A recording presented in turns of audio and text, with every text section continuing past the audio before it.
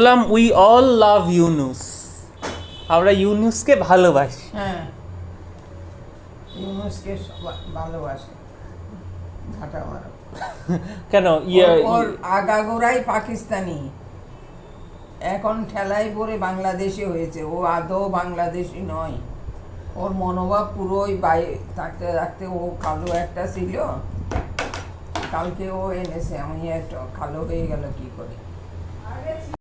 Yunus Nobel prize পেয়েছে তো। হ্যাঁ পেয়েছে। ও কি করে পেলো? জালিয়াতি করেই, ও ইদা কামাল ওদার করেই পয়সা দিয়ে পেয়েছে।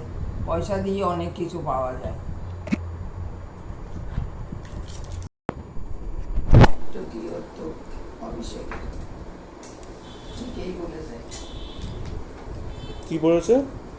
সন্ত্রাসবাদ পাগলা কুকুর, আর পাকিস্তান তার জন্য প্রসিদ্ধ।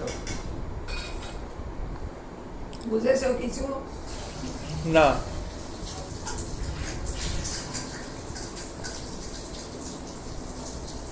সন্ত্রাসবাদীরা পাগলা কুকুরের মতন, আর তার প্রশিক্ষণ দিচ্ছে পাকিস্তান, এইটাই বুঝিয়েছে।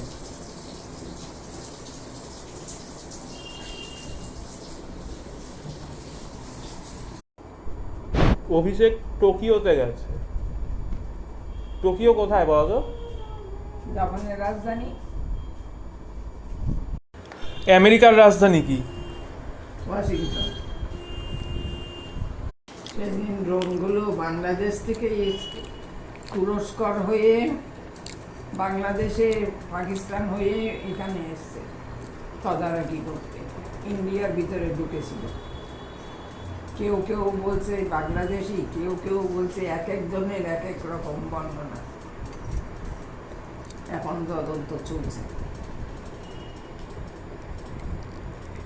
পারমিশন নেবে, খাস করে ওদের লাইসেন্স থাকে সব দেশে, নিজেরা ইয়ে করতে পাসপোর্ট ভিসার মতন করতে পারে।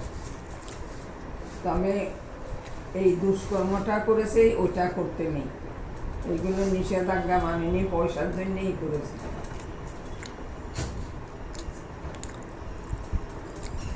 কে পুরীতে গেছিল? জ্যোতি, জ্যোতি আবার কে? ওই আমার খুঁড়তো বোন না পিস্তুতো বোন আছে, সেই।